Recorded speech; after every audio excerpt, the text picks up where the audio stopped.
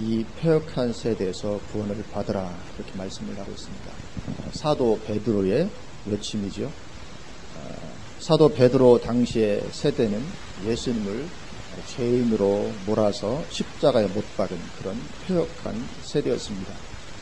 예수님도 그래서 그 세대를 믿음이 없고 패역한 세대라 그렇게 말씀하셨죠. 누가복음 9장 41절에 예수께서 대답하여 이르시되 믿음이 없고 패역한 세대여 내가 얼마나 너희와 함께 있으며 너희에게 참으리요. 그렇게 믿음이 없고 패역한 세대여 그 말씀하십니다. 또 악하고 음란한 세대라고도 말씀하셨죠. 마태복음 16장 4절에 악하고 음란한 세대가 표적을 구하나 요나의 표적밖에는 보여줄 표적이 없느니라 하시고 그들을 떠나 가시니라. 그렇게 말씀하십니다. 베드로 당시의 세대는 이처럼 악하고 음란한 세대였고 믿음이 없고 패역한 그런 세대였습니다. 그러한 세대에서 구원을 받으라고 오늘 사도 베드로가 외치고 있는 것이죠. 그런데 이것이 사도 베드로의 세대만 그런 세대인 것이 아니라는 것이죠. 인류의 역사는 모든 세대에 걸쳐 다 그렇게 악하고 패역한 세대인 것입니다. 예수님 당시 사도 베드로 당시만 그렇게 악하고 패역한 세대인 것이 아니고 인류 역사 모든 세대에 걸쳐 다 전 세대가 그렇게 악하고 패역한 세대인 것입니다. 왜냐하면 모든 세대에 걸쳐서 사탄이 이 세상의 왕으로 군림하고 있기 때문에 그렇습니다. 그 사탄의 영향력 아래 사람들이 살아가고 있기 때문에 인류 역사 모든 세대에 걸쳐서 그렇게 다 악하고 패역한 믿음이 없는 그런 세대일 수밖에 없는 것입니다. 그래서 인류 역사 시작 세대부터가 바로 그러했지요. 에덴 동산 이후 인류가 번성하여 노아 시대가 되었을 때, 인류 역사의 초창기죠. 그때 인류는 하나님께서 홍수로 다 쓸어버리셔야 할 만큼 패역한 세대가 되어 있었던 것이죠. 창세기 6장 5절에서 7절에 여호와께서 사람의 죄악이 세상에 가득함과 초창기부터 그렇던 것입니다. 초기부터 사람의 죄악이 세상에 가득함과 그의 마음으로 생각하는 모든 계획이 항상 악할 뿐임을 보시고 베드로 세대뿐만 아니라 초창기 세대부터 그런 세대인 것입니다. 땅 위에 사람 지으셨음을 한탄하사 마음에 근심하시고 이르시되 내가 창조한 사람을 내가 지면에서 쓸어버리되 사람으로부터 가축과 기는 것과 공중의 새까지 그리하리니 이는 내가 그것들을 지었음을 한탄함이니라 하시니라. 그래서 하나님께서 얼마나 진노하셨든지 사람만 쓸어버리셔도 될 텐데 모든 것을 다 쓸어버리십니다. 그러나 악한 세대였죠. 그리고 그렇게 그들이 패역하게 되었던 이유는 하나님 없이 살았기 때문이었죠. 창세기 6장 3절에 여호와께서 이르시되 나의 영이 영원히 사람과 함께하지 아니하리니 이는 그들이 육신이 됨이라. 이 모든 문제의 근원입니다. 그들이 육신이 되었기 때문에 그렇게 하나님을 떠나서 육신으로만 사는 인생은 그렇게 죄짓고 패역한 인생이 될 수밖에 없는 것이죠. 오늘날 세상이 죄악으로 가득한 것도 그래서 그런 것입니다. 왜요? 사람들이 하나님 없는 그 육신이 되어 살아가고 있기 때문에 그런 것입니다. 그래서 하나님은 그런 노아 세대 인간들을 홍수로 쓸어 버리시죠. 패역한 세대 그냥 두줄 수가 없으셨습니다. 그렇게 쓸어버리시고 나서 이제 홍수에서 살아남아 다시금 번성하게 될 노아와 그의 후손들에게 이들은 경건한 사람들이었습니다. 그들에게 하나님은 무지개의 언약을 주십니다. 그 무지개를 보실 때마다 내가 홍수 사건을 기억하고 다시는 내가 홍수로 사람을 멸하지 않겠다. 그렇게 무지개 언약을 주십니다. 그러면 하나님은 왜 그렇게 하셔야만 됐습니까?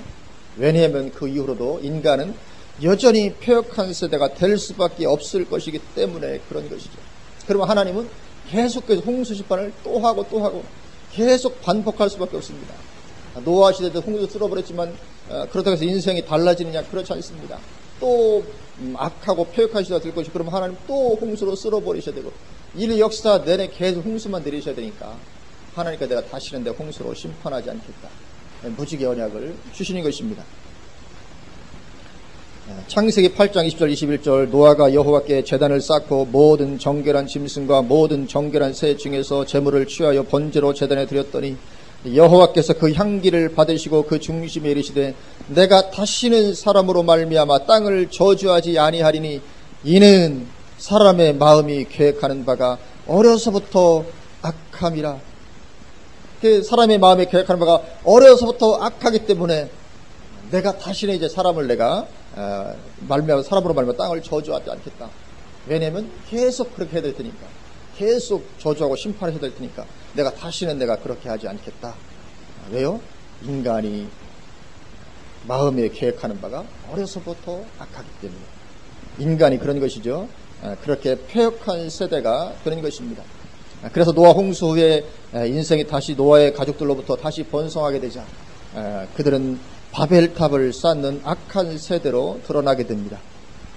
그래서 노아 시대 사람들이 하나님을 배제하고 육신이 되었듯이 바벨탑 시대에도 사람들은 그렇게 하나님을 배제하고 오직 육신을 따라 사는 길을 택하는 것입니다. 거기에 따라서 당연히 온갖 죄악은 만연할 수밖에 없게 되는 것이죠. 그래서 불과 얼마 지나지 않아서 바벨탑을 쌓는 그런 악한 시대가 되는데, 그렇다고 해서 또 그들을 쓸어버릴 수 없잖아요. 계속 그래야 되니까. 그래서 하나님 이번에는 이제 그들을 쓸어버리시는 대신 언어를 혼잡하게 해서 그들을 흩으시는 방법을 택하시죠. 언어가 서로 들리지 않게 해서 결국은 하나가 되지 못하고 결국은 그들은 바벨탑을 쌓을 수 없고 흩어지게 되어 있었던 것이죠. 왜 그렇게 하셨을까요? 왜냐하면 의사소통이 잘 되어서 전 인류가 하나가 되어 있으면 전 인류가 그렇게 다 하나가 되어서 하나님을 배역할 것이기 때문이었죠. 인생은 그렇게 악하고 패역하니까 하나가 되면 반드시 그들은 어떻게 합니까? 하나님 편으로 가지 않고 반대편으로 가서 전체가 다 하나님을 떠나게 될 것이기 때문에.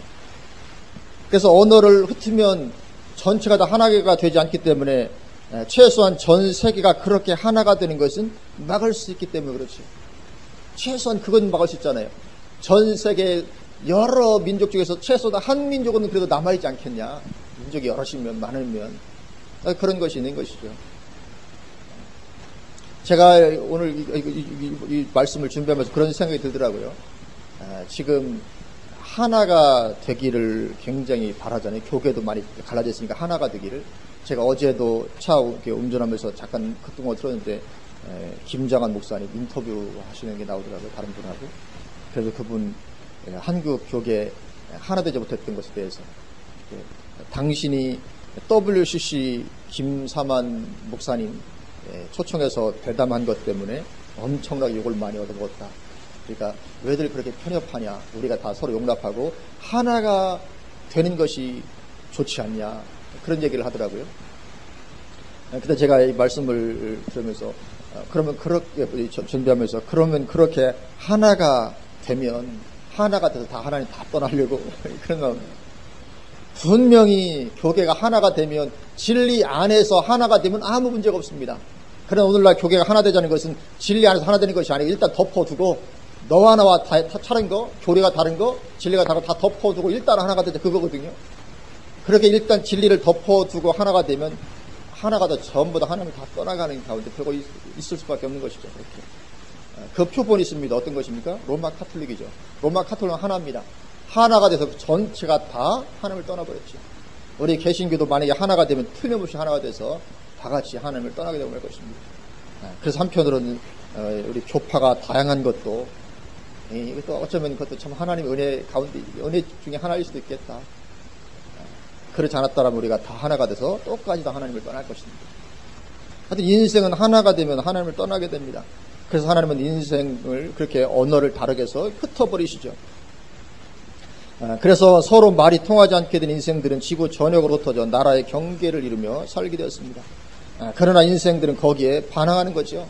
다시 합해져서 하나가 되고자 하는 것입니다. 그래서 바벨탑을 쌓던 시대로 회귀하고자 하는 것입니다. 그래서 드디어 마지막 시대에 그 꿈을 이루게 됩니다. 다시 하나가 되게 됩니다. 그래서 마지막 시대 도성의 이름이 그래서 큰 성 바벨론인 것입니다. 왜요? 뿌리가 바벨탑 시대요. 그 바벨탑 시대로의 회귀이기 때문에 마지막 시대의 마지막 도성의 이름을 하나님은 큰 성 바벨론이다. 그렇게 붙이신 것입니다. 그렇게 마지막 시대는 세계가 하나가 되게 됩니다. We are the world. 그걸 노래하는 것이죠. 세계화라고 하는 것에는 그러한 음모가 들어가 있는 것입니다. 우리 세계화 다들 좋아하죠. 그러나 세계화라는 것 안에는 이런 음모, 세계가 하나 되어서 We are the world, 세계가 하나 되어서 그렇게 바벨탑 시대로 돌아가자, 그런 것이 거기에 들어있는 것입니다. 그래서 마지막 시대의 세계는 그렇게 하나가 되게 되어 있습니다. 성경이 말씀하고 있죠. 그렇게 하나가 되어가는 과정을 다니엘서 7장에서 보여주고 있습니다. 우리 한번 다니엘서 7장으로 한번 가보실까요? 구약성경 에스겔 다음에 있는 다니엘서 7장입니다. 이 다니엘서 7장은 마지막 시대 교회가 마지막 시대에 인류가 어떻게 하나가 되어가는가 그 과정을 보여주고 있습니다. 7장 1절부터 제가 보겠습니다. 바벨론 벨사살 왕 원년에 다니엘이 그의 침상에서 꿈을 꾸며 머릿속으로 환상을 받고 그 꿈을 기록하며 그 일의 대략을 진술하니라. 다니엘이 진술하여 이르되 내가 밤에 환상을 보았는데 하늘에 네 바람이 큰 바다로 몰려 불더니. 하늘에 네 바람을 기억하시기 바랍니다. 하늘에 네 바람이 큰 바다로 몰려 분다.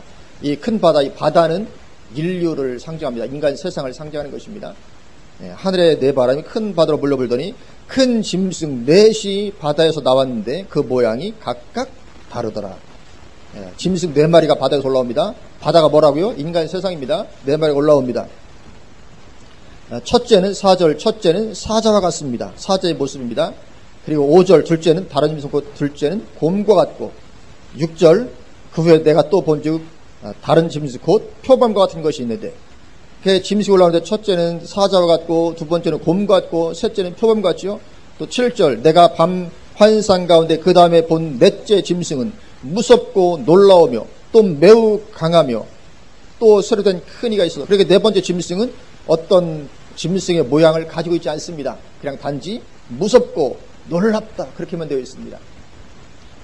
큰 이가 있어도 먹고 부서뜨리고 그 나머지를 발로 밟았으며, 그러니까 전쟁이 벌어지는데, 짐승 간의 전쟁이 벌어지는데 네 번째 짐승이 나머지 세 짐승을 다 발로 밟아버립니다. 이 짐승은 전에 모든 짐승과 다르고 또 10뿔이 있더라. 네 번째 짐승이 10뿔이 있습니다. 10뿔 하면 금방 생각나시죠? 10뿔, 적그리스도의 국가 10뿔, 금방 생각날 겁니다. 내가 그 뿔을 유심히 보는 중에 다른 작은 뿔이 그 사이에서 나더니, 여기 다른 작은 뿔, 이 다른 작은 뿔이 적그리스도죠. 이 다른 작은 뿔이 그 사이에서 나더니 첫 번째 뿔 중에 셋이 그 앞에서 뿌리까지 뽑혔으며, 그러니까 적그리스도가 등장할 때 왕 3명이 강력하게 반대하는 일이 있을 것입니다. 뽑혔으며 이 작은 뿔에는 사람의 눈 같은 눈들이 있고 또 입이 있어 큰 말을 하였더라. 좀 내려오셔서 15절부터 다시 봅니다. 15절, 나 다니엘이 중심에 근심하며 내 머릿속에 환상이 나를 번민하게 한지라. 내가 그 곁에 모셔선 자들 중 하나에게 나아가서 이 모든 일의 진상을 물으매 그가 내게 말하여 그 일의 해석을 알려주며 이르되, 그 내 큰 짐승은 세상에 일어날 내 왕이라. 짐승이 뭐라고요? 내 왕, 다른 말로 내 왕국, 그런 것이죠. 내 왕국, 내 나라, 내 왕이라. 지극히 높으신 이의 성도들이 나라를 얻으리니 그 누림이 영원하고 영원하고 영원하리라. 그러니까 내 짐승이 일어나게, 마지막 때 내 짐승이 일어나는데, 짐승이 일어나게 되면 그 뒤에서 뭐가 된다고요? 지극히 높은 이의 성도들이 나라를 얻는다. 이 나라가 뭡니까? 천년왕국이죠. 내 짐승 일어난 일이 지나가고 나면 이제 주님 재림하시고 천년왕국 시대로 들어가서 성도들이 영원하고 영원하고 영원한 그 누림을 누리게 되는 것입니다.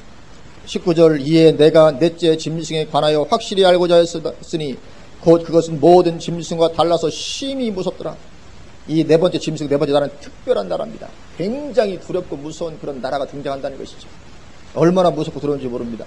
그 이는 쇠요 그 발톱은 노신이 먹고 부서뜨리고 나머지는 발로 밟았으며, 또 그것의 머리는 10뿔이 있고 그 외에 또 다른 뿔, 이 적그리스도 또 다른 뿔이 나오며 새 뿔이 그 앞에서 빠졌으며, 그 뿔에는 눈도 있고 큰 말을 하는 입도 있고 그 모양이 그의 동류보다 더 커 보이더라. 내가 본 적 이 뿔이 뭐죠? 마지막 또 다른 뿔을 말하는 거죠. 적그리스도 이 뿔이 성도들과 더불어 싸워 그들에게 이겼더니. 마지막 시대에 적그리스도가 등장해서 우리 그리스도들과 더불어 싸워서 완전히 이기고 장악하게 되는 것입니다.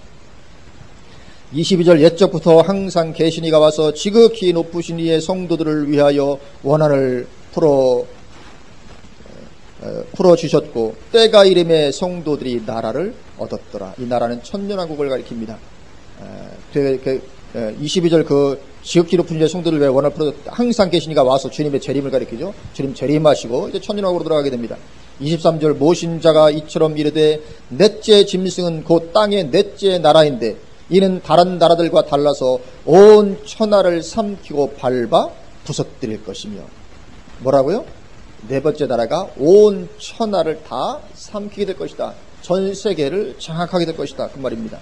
그 열불은 그 나라에서 일어날 열왕이요 그 후에 또 하나가 일어나리니 그는 먼저 있던 자들과 다르고 또 새 왕을 복종시킬 것이며 그가 장차 이 그는 다른 뿔을 말하는 거죠. 적그리서 그 장차 지극히 높으신 이를 말로 대적하며 또 지극히 높으신 이의 성도를 괴롭게 할 것이며 이게 뭡니까?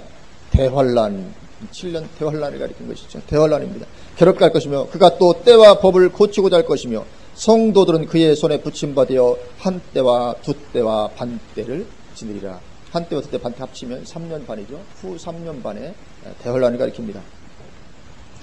그러나 심판이 시작되면 그는 권세를 빼앗기고 완전히 멸망할 것이요 주님의 재림으로 말미암은 심판입니다. 나라와 권세와 온 천하 나라들의 위세가 지극히 높으신 이의 거룩한 백성에게 붙인 바 되리니 그의 나라는 영원한 나라이라 모든 권세자들이 다 그를 섬기고 복종하리라. 천년왕국 가운데로 들어가게 될 것을 말씀을 하고 있습니다. 그렇게 마지막 때인 네 나라, 네 세력권 간의 전쟁이 벌어지게 됩니다. 이 네 나라는 많은 분들이 잘못 해석해서 역사상 순차적으로 일어난다라고 많이 생각을 하는데 그렇지 않습니다. 이것은 동시대적으로 일어난 네 나라입니다. 네 나라가 동시대적으로 일어나서 전쟁을 벌이고 그 중에서 네 번째 나라가 나머지 세 나라를 완전히 점령하고 장악하게 되고 그래서 세계를 하나로 통일하게 됩니다. 그러면 이 일이 언제 일어납니까? 2절에 보면 하늘에 네 바람이 큰 바다로 몰려불 때, 이 네 바람이 몰려불 때 그때 일어난다고 하죠. 이 바다는 인간 세상을 상징하죠. 인간 세상으로 그렇게 바람이 불어오게 되는 것입니다. 그리고 이 하늘에 네 바람이 부는 이 사건은 계시록에도 기록되어 있습니다. 오늘 좀 아까 본 것이 다니엘 7장인데 계시록 똑같이 7장에 이것이 또 기록되어 있습니다. 우리 요한계시록 7장으로 한번 또 가보십니다. 이런 말씀들 전해 보아서도 가끔 반복을 할 필요가 있습니다. 그래서 이게 분명하게 우리가 이렇게 정리가 잘 될 필요가 있는 줄로 믿습니다. 우리 요한계시록 7장 1절부터 이렇게 말씀합니다. 이 일 후에 내가 내 천사가 땅 네 모퉁이에 선 것을 보니 땅의 사방의 바람을 붙잡아 바람으로 하여금 땅이나 바다에나 각종 나무에 불지 못하게 하더라. 여기는 땅의 사방의 바람이죠. 아까 다니엘서는 하늘에 대해 바람인데 이것이 같은 것입니다. 왜냐하면 하늘에서 시작한 것이지만 불 때는 땅으로 부는 것입니다. 하늘에서 뭐 바람이 불고 그런 게 아닙니다. 출처가 하늘이죠. 그것이 불 때는 땅에서 불게 되는 것입니다. 시작할 때는 하늘에 내 바람이 근원인 하늘에 내 바람인데 그것이 막상 불 때는 땅에서 불게 되는 거죠. 이 인간 세상에서 부는 것입니다. 같은 것을 말하는 것입니다. 근데 그 땅에 그 내 바람을 붙잡죠. 아까 다니엘서는 불어서 여기는 붙잡는 모습이 그려지고 있습니다. 2절 또 봄에 다른 천사가 살아계신 하나님의 인을 가지고 해 도는 데로부터 올라와서 땅과 바다를 해롭게 할 권세를 받은 네 천사를 향하여 큰 소리로 외쳐 이르되 우리가 우리 하나님의 종들의 이마에 인치기까지 땅이나 바다나 나무들을 해하지 말라 하더라. 내가 인침을 받은 자의 소리를 들으니 이스라엘 자손의 각 지파 중에서 인침을 받은 자들이 14만 4천이니 그렇게 일단 정지를 시킵니다. 내 바람이 불지 못하고 일단 정지를 시키고 그 내 바람이 언제 노연하게 되냐면 여섯 번째 천사가 나팔 불 때, 여섯째 나팔 불 때 노연하게 됩니다. 계시록 9장 13절입니다.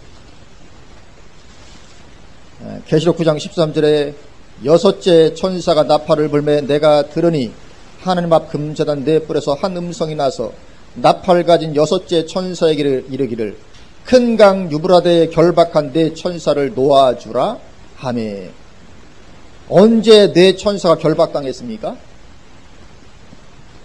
방금 전에 네 바람이 결박당했죠. 그러니까 결국 네 바람과 네 천사가 같은 것이죠. 왜냐하면 이 바람은 천사들의 활동을 가리키는 것입니다. 실제로 무슨 뭐 바람이 분다는 말이 아니고 천사들이 그렇게 활동할 것이다. 그래서 다니엘서 7장에서의 그 하늘의 네 바람도 천사들을 가리킨 것이죠. 네 천사들 활동. 왜냐하면 천사들이 이 모든 것들 다 이렇게 하나님의 명을 받아서 주관하고 그렇게 해나가기 때문에. 그래서 천사들 내 바람과 같은 것이죠. 그 결박당했던 천사를 유브라데에 놓아주라. 내 천사가 놓였으니 그들은 그 연월 일시에 이르러 사람 3분의 1을 죽이기로 준비된 자들이더라. 그러니까 세계 인구의 3분의 1, 그리고 20억 이상이 되겠죠. 3분의 1이 죽게 되는 엄청난 전쟁이 벌어지게 됩니다. 이것이 다니엘서 7장에서 말하고 있는 내 짐승 간의 전쟁, 그것이 바로 유브라데 전쟁입니다.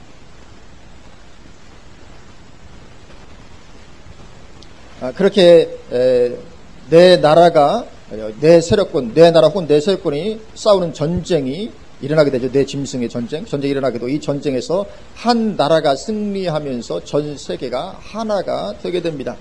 그리고 그렇게 승리한 모습이 계시록 13장에 나오죠. 우리 계시록 13장으로 한번 가보십니다. 13장 1절 내가 보니 바다에서 한 짐승이 나오는데, 다니엘서도 똑같죠. 바다에서 짐승이 나왔었죠. 내 짐승. 이 바다는 우리 인간 세상을 가리키는 것입니다. 바다에서 한 짐승이 나오는데 뿔이 10이요 머리가 7이라.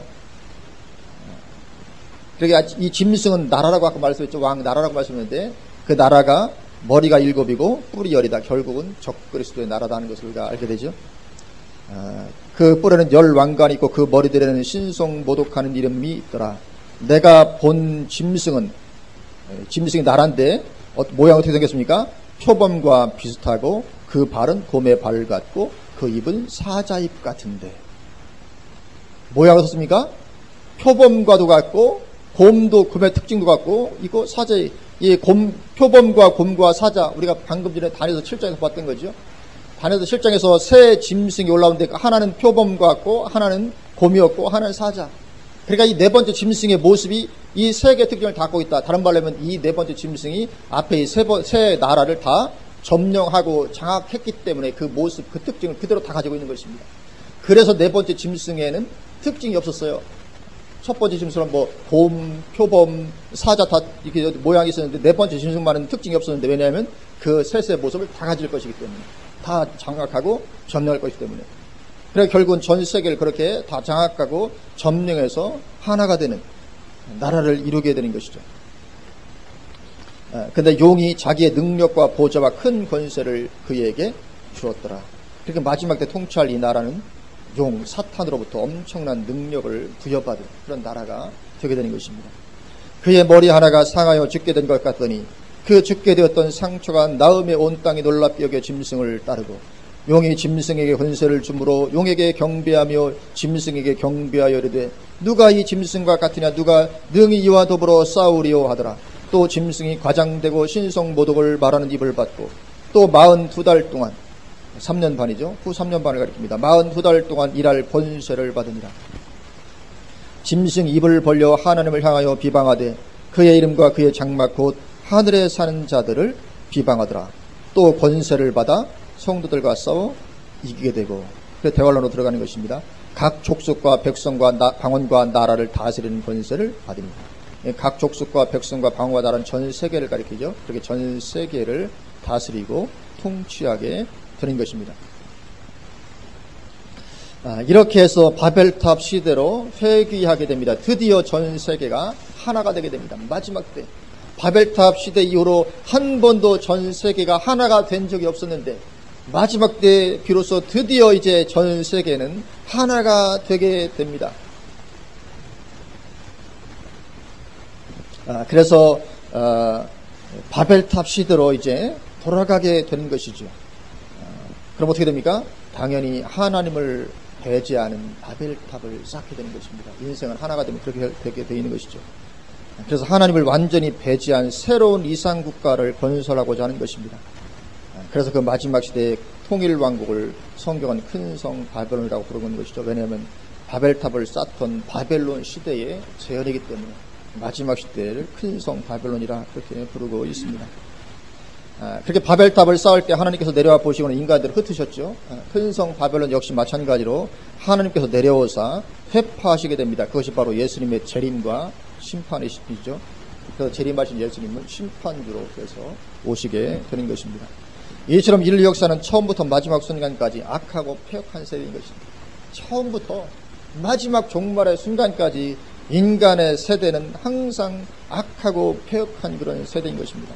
그리고 그렇게 폐역한 세대는 심판과 멸망으로 들어갈 수밖에 없습니다.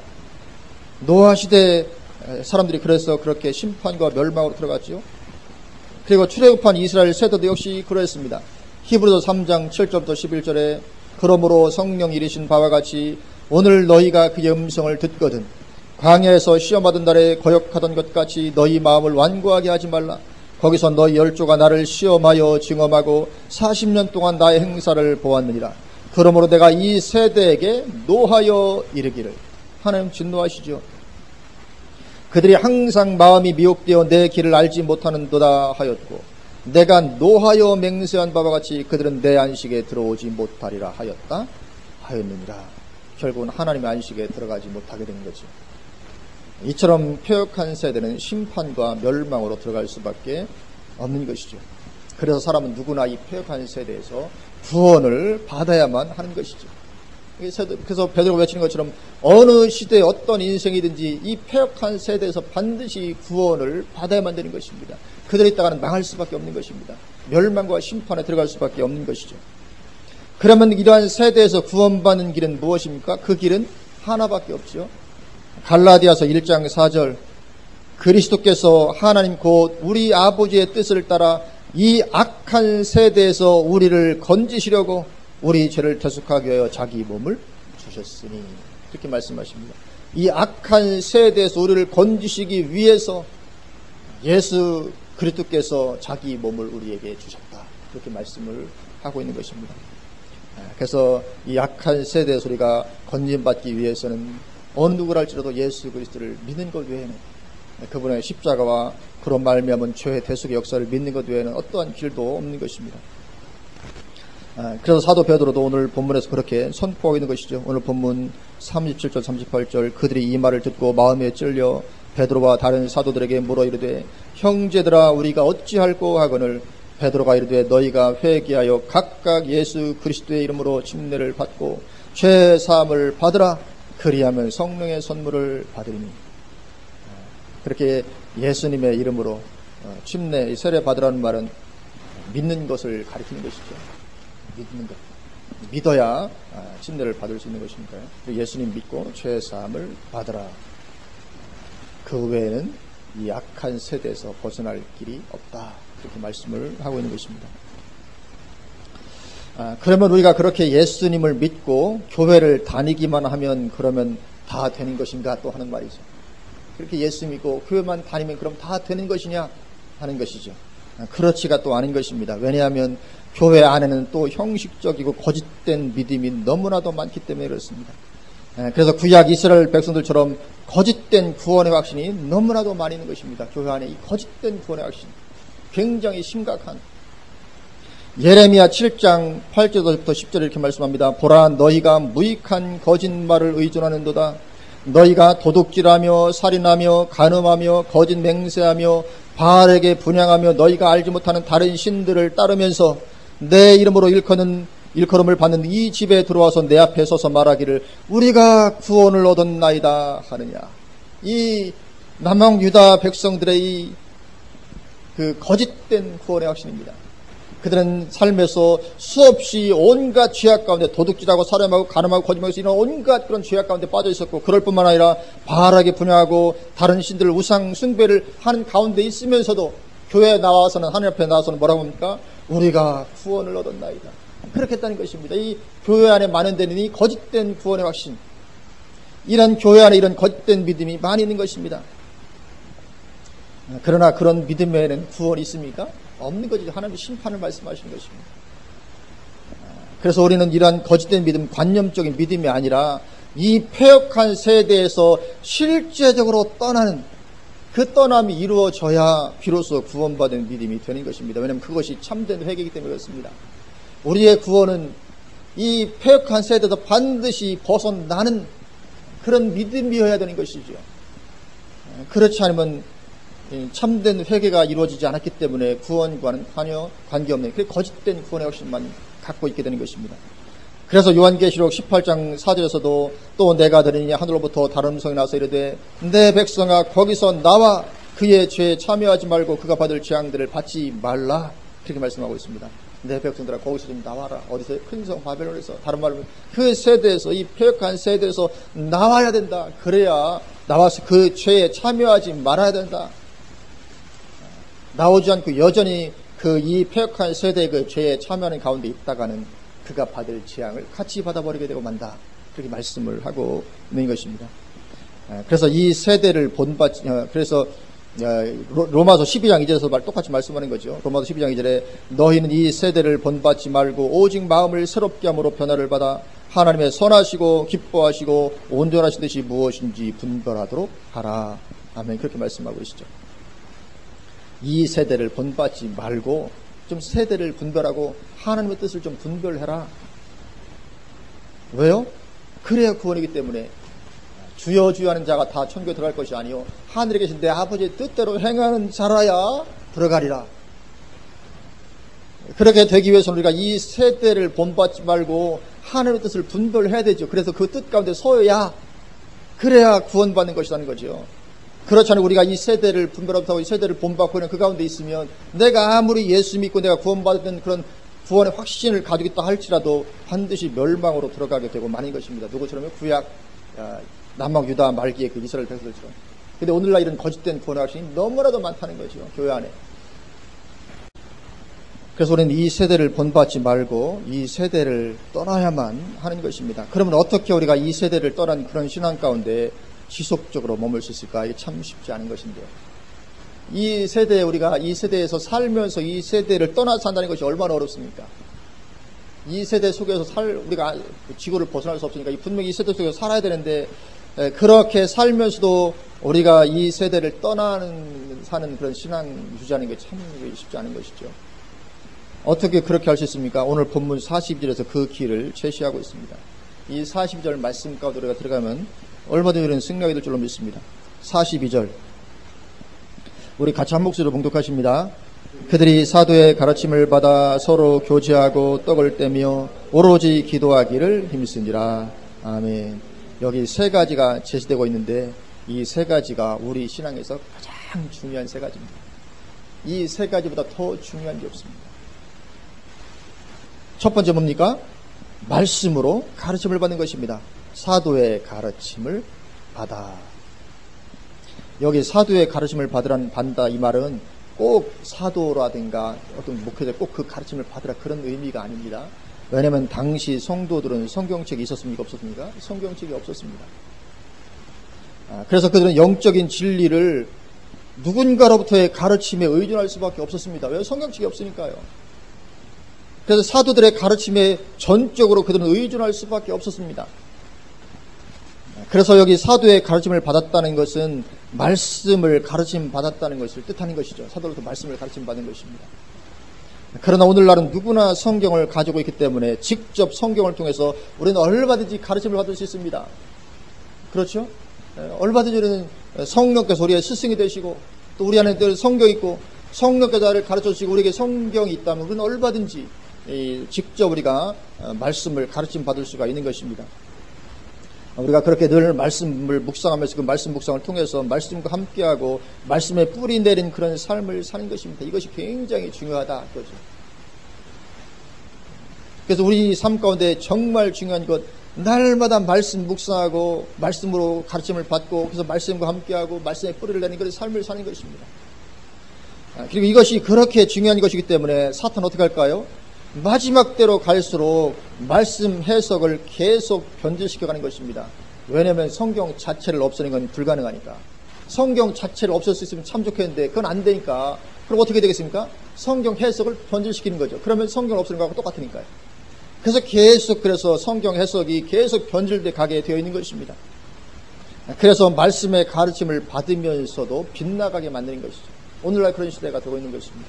그래서 오늘날 얼마나 빗나간 성경 해석이 얼마나 많이 있는지 모르는 것이죠. 그래서 우리는 오늘날에는 다른 사람의 가르침에만 의존하면 위험합니다. 내가 직접 말씀 가운데로 나아감이 있어야 됩니다. 내가 직접 말씀으로부터 성령을 스승 삼고 직접 내가 배우는 이런 일이 반드시 있어야 되는 것입니다. 요즘 시대가 얼마나 한심한 시대인지 모릅니다. 신학교에서부터 도올 김용옥이 아시죠? 도올 김용옥이가 뭐라고 얘기하냐면 미신 중에 최고의 미신은 기독교다. 이 양반이 이래요. 제가 지난주 한 2, 3주 그냥 괜히 관심이 있어가지고 이 도올 김용옥이 한 특강을 제가 여러 편 들었거든요. 듣고 싶더라고요. 듣다 보니까 그런 식으로 이렇게 해요. 미신 중에 최고의 기독교 이거 미신인데 뭐 이렇게 얘기합니다. 근데 요즘 이 도올 김용옥이 직장이 어딘지 아십니까? 직장이 한신대 석좌 교수입니다. 한신대 교수. 신학교 교수입니다. 그러니 이거 얼마나 이걸 어떻게 봐야 되겠습니까? 아니 신학교에서 기독교를 미신 중에 가장 최고의 미신이라고 말하는 것은 사람을 불러다 교수를 시키고 있다는 거거든요. 한신대 기장측 신학교입니다. 기독교 장로의 기장측 신학교. 이게 얼마나 요즘 시대가 그러니까 이거 뭐 신학교부터 말이 안 되는 그런 가운데 있습니다. 얼마나 이게 지금 어떻게 도올 같은 사람을 신학교 교수로 세울 수가 있는가? 이건 도올이 한신대 다녔었거든요. 도올이 그 원광대 한의학과 나왔거든요. 그리고 또 이 양반이 또 그러고서 또 한신대 들어갔어요. 목사가 되려고. 근데 이제 학교를 잘못 택한 거죠. 완전히 그냥 자유주의적인 그런 데 들어가서 한신대 가서 공부하면서 하나님은 없는 게 정말로 확실하구나 그렇게 믿게 되고 지금까지 불신자로 남아 있습니다. 그런데 그런 사람을 들어서 이 신학교 교수를 시키고 있는 이건 지금 말할 수 없는 지금 말씀이 얼마나 지금 변질되어 있는 그런 시대인지 모르는 것입니다. 누가 이렇게 했습니까? 사탄이 이렇게 하는 것이죠. 성경 자체를 없앨 수는 없으니까 그렇게 말씀을 계속 그렇게 해석을 변질시키는 것이죠. 그래서 저는 첫째로 그렇게 말씀을 날마다 묵상하고 말씀과 함께하는 삶을 사는 것이 우리가 이 세대에서 우리가 승리하게 되는 아주 중요한 첫 번째 길이 되는 것이죠. 두 번째, 서로 교제하고 떡을 떼는 것입니다. 서로 교제하고 떡을 떼는 것. 우리는 이 두 번째는 별로 중요하게 여기지 않는 경향이 있습니다. 그런데 이것도 굉장히 중요합니다. 모이기에 힘쓰는 거죠. 그래야만 이 폐역한 세대를 떠나서 참된 신앙 가운데 머물 수가 있게 된다는 것입니다. 나 혼자서 이 세대를 떠나서 서기는 어려운 것입니다. 내 혼자 어렵습니다. 같이 교제를 나누면서 우리가 성도의 교제를 하면 우리 안에 어떤 격려가 되고 힘이 생기고 용기가 생기고 담대함도 생기고 믿음도 생기고 그렇게 되는 것이죠. 그래서 사탄은 마지막 때로 갈수록 모이지 못하게 합니다. 또 사탄은 마지막 때로 갈수록 모이기를 폐하게 하는, 더 나아가서는 이제 공예배를 폐지하게까지 되는 거죠. 앞으로는 이제 우리가 모여서 예배드리기 어려울 것입니다. 그렇게까지 하는 것이죠. 그러나 우리는 그날이 가까움을 볼수록 모이기에 더욱더 힘쓰라는 주님의 말씀을 우리가 붙잡아야 될 줄로 믿습니다. 그렇게 우리는 그리스도인의 교제를 통해서 격려를 받고 힘을 받아야 되는 것이죠. 물론 여기 교제는 서로 모여서 한담이나 나누고 다른 사람 흉이나 보고하는 그런 교제를 말하는 것이 아니죠. 우리는 항상 모이면 쓸데없는 얘기 하다가 남 흉 보고 그게 우리의 교제의 거의 대부분 아닙니까? 근데 여기의 교제는 그런 교제를 말하는 것이 아니죠. 그런 교제한다고 무슨 영적인 힘이 생기겠습니까? 그렇지 않죠. 여기 교제는 떡을 떼는 그런 영적인 교제를 말하는 것이죠. 여기 떡을 뗀다는 것은 성찬식의 의미를 가지고 있습니다. 그래서 서로 모이기를 힘쓰고 그렇게 영적인 교제를 나누는 것이죠. 영적인 교제. 세 번째는 오로지 기도하는 것입니다. 정말 기도에 힘쓰는 것이죠. 그래야 이 폐역한 세대에서 나와 설 수 있다는 것입니다. 우리는 기도하면 성령 충만하게 됩니다. 그 성령 충만한 힘이 있어야 우리가 이 세대를 극복할 수가 있는 것입니다. 그렇지 않으면 우리는 알면서도 힘이 없으니까 타협해서 타락하게 됩니다. 우리가 말씀을 통해서 분명히 분별을 하더라도 이 영적인 힘이 없으면 타협하게 됩니다. 삶에서, 직장에서, 어떤 삶에서, 그런 환경에서. 그래서 기도를 통해서 성령 충만한 힘이 있어야 우리는 이 세대를 극복할 수 있게 되는 것입니다. 그래서 우리가 정말 많이 기도하고 기도에 힘쓸 수 있기를 주님의 이름으로 축원을 드립니다. 그러면 기도할 때 우리가 무엇을 기도해야 되겠습니까? 가장 우선적인 것은 성령께서 충만히 임하시도록 하는 기도죠. 초대교회 성도들처럼 성령 충만히 임하도록 하는 기도, 그게 가장 중요한 것이죠. 초대교회 시절 기도했던 기도 핵심도 바로 그것이었던 것처럼, 그래서 그렇게 성령 충만한 그 힘 가지고 주님의 증인도 되고 이 세대를 이길 힘도 얻게 되는 것입니다. 그래서 이 오늘 본문 40절에 이 세 가지만 제대로 하면 우리는 얼마든지 이 폐역하고 악한 세대를 이길 수 있습니다. 이 세 가지만 하면. 오늘날 어떤 사람들은 마지막 대환란 가운데 들어가면 우리가 감당치 못한다, 그래서 대환란 들어가기 전에 휴거해야 된다, 그렇게 엉뚱한 얘기를 하는데 감당할 수 있습니다. 감당 못하는 게 아닙니다. 이 세 가지만 하는 가운데 있으면 우리는 반드시 감당할 수 있습니다. 그래서 우리가 이 세 가지만, 오늘 40절 이 세 가지만 제대로 되면 큰 성 바벨론의 시대가 와도 아무 관계 없습니다. 오히려 그것은 우리의 상급을 더 크게 만들어줄 뿐입니다. 히브리서 11장 35절에 여자들은 자기의 죽은 자들을 부활로 받아들이기도 하며 또 어떤 이들은 더 좋은 부활을 얻고자 하여 심한 고문을 받되 구차히 풀려나기를 원하지 아니하였으며, 얼마든지 이것이 가능합니다. 심한 고문을 받는데 마지막 때 이것이 너무 힘들기 때문에 우리가 다 배교할 거다, 그래서 환란 전에 휴거된다 이렇게 얘기하는데 그렇지 않습니다. 심한 고문을 받되 거기에서 풀려나는 거, 이거 구차스러운 것이다. 뭐 그렇게 구차스럽게 풀려나냐. 이대로 내가 고문 받다 죽으면 더 좋은 부활을 얻을 것인데. 그래서 이 고통을 피하는 것이 구차스럽게 되는 그런 정도가 되게 되지 두렵거나 하게 되지 않는 것입니다. 성령 충만하면 두려움 없습니다. 그렇죠? 성령 충만하면 어떤 상황이 닥쳐도 전혀 두려움 없습니다. 담대하죠. 사도 바울처럼. 우리를 앞서서 그 길을 걸어갔던 허다한 증인들이 있는 것입니다. 그렇게 이런 온갖 고문과 핍박과 환란 가운데 승리했던 허다한 증인들이 있습니다. 구름 같은 증인들이 있는 것이죠. 얼마든지 우리가 이 세 가지만 한 가운데 있으면 어떤 상황이 닥쳐들은 넉넉하게 승리할 수 있는 것입니다. 얼마든지 가능한 것이죠. 그래서 이 40절의 이 세 가지가 얼마나 중요한 것인지 모릅니다. 어느 시대나 이것은 중요한 것이고, 특별히 마지막 시대를 사는 우리에게 이 세 가지는 너무너무 중요한 것입니다. 말씀 가운데 늘 붙잡혀 사는 것입니다. 그리고 우리가 성도의 교제, 영적인 교제 가운데 우리가 교제권을 떠나면 안 됩니다. 요즘에 마지막 때 꼭 교회 나가서 예배 드려야 되냐, 사이버 교회, 절대로 사이버 교회에 현혹되지 마시기 바랍니다. 우리가 영적인 교제가 없으면 우리 힘을 얻지 못합니다. 절대로 가는 것이 아니죠. 그 영적인 교제를 나누고, 그리고 정말 우리가 기도에 힘쓰는 것입니다. 그러면 우리는 이 폐역한 세대에서 정말로 구원받고 승리하기에 부족함 없는 그런 우리가 다 될 줄로 믿습니다. 그래서 이 세 가지 힘쓰는 우리의 매일의 삶이 되시기를 주님으로 축원을 드립니다. 아멘. 기도하시겠습니다.